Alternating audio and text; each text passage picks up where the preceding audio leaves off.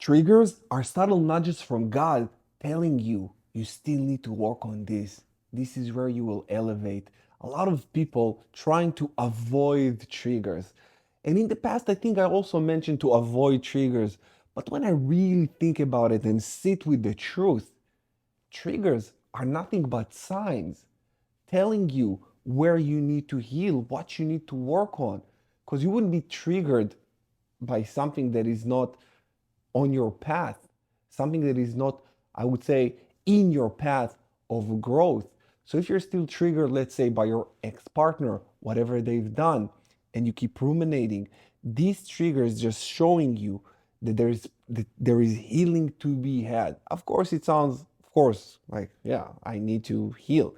I need to work on that. Yeah, but I don't want you to be bitter about it. I want you to be better. And I don't want you to take it and just avoid it. Don't say, I will avoid this. Face it head on. Because the thing that you're fearing and the what you really want is on the other side of the fear. Who you are becoming is more important than who you were. And who you were still feels the trigger. So see the trigger and see it instead of a stone that is dragging you down. See it as a stepping stone.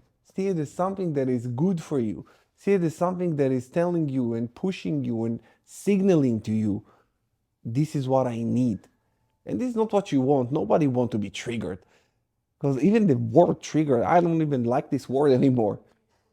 Just look at it and instead of saying trigger, see it as a sign for growth, sign for bettering myself.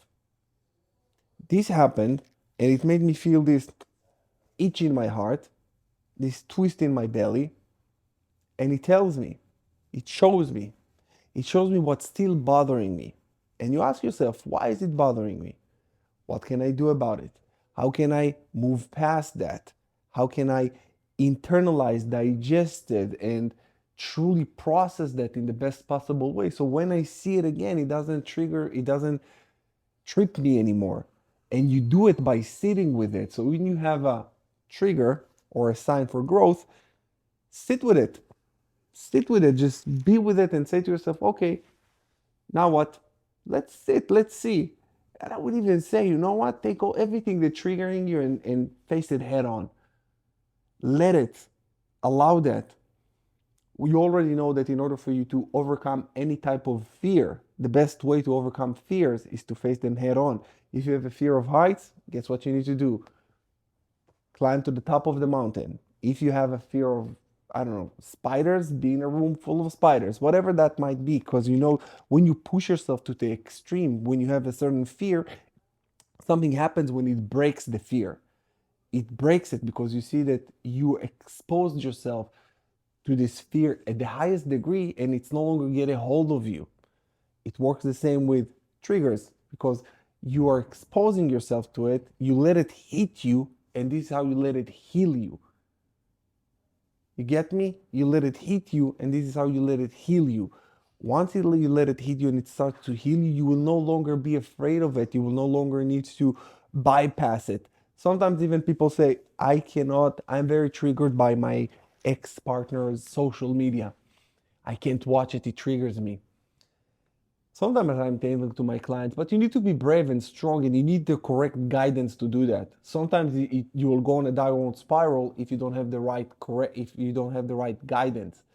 But I will walk that. I will do it with my clients, and I'm telling open up your ex's Facebook or Instagram account, watch, look, see, be triggered, and then we walk through the fear, through the fear, through the fear.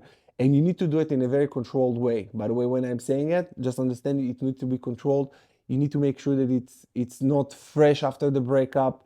This is with professional supervision that the specific thing that I just said.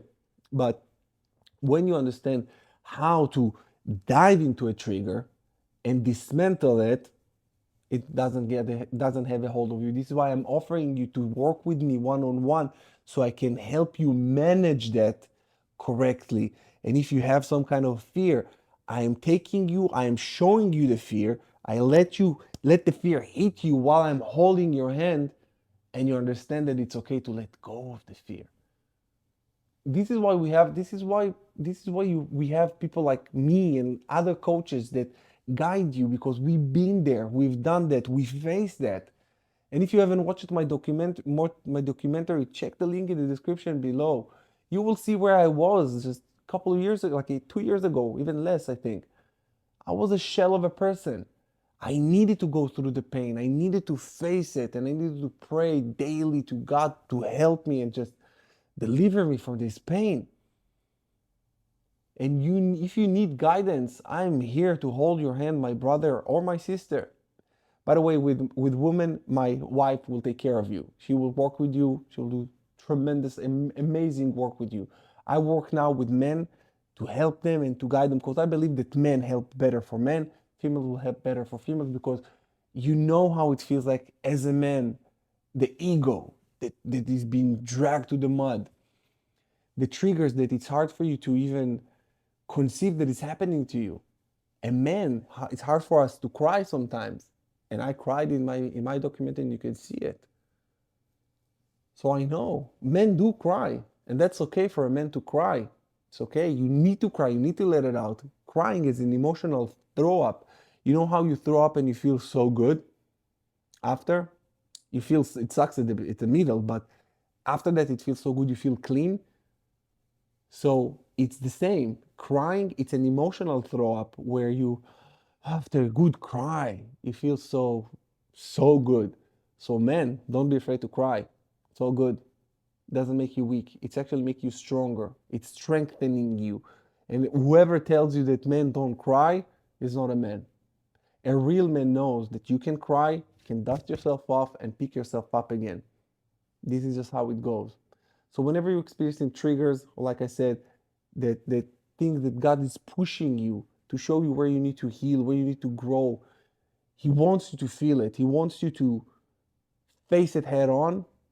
So you show Him that you can handle it. And once you can handle it, He will give you more responsibilities. He will give you more life to live. Give you more life to live, literally. Because sometimes we are being confined by our triggers. And I say, I cannot go here because I might see my ex. I can do this. I might see this. I might. So when you're just confined yourself, you just restrict yourself. This is why I want you to face it. I want to help you face it. And then the world is opening up to you again. And this is when God just brings you more things, more love, more life, more of everything. But it can only happen once you open up, and once you let it heal you, let it hit you. That is all there is to it. It can be as simple as that. I would say that most of the triggers work needs to be done with a professional in order for you to not go downward spiral. You might be able to do it by yourself, but if you feel that it's hard for you and you need professional help, click the link in the description below. Talk to me. I'm here for you. I love you so much, you guys. May God bless you in Jesus' name. I will see you again in the next one. Stay blessed.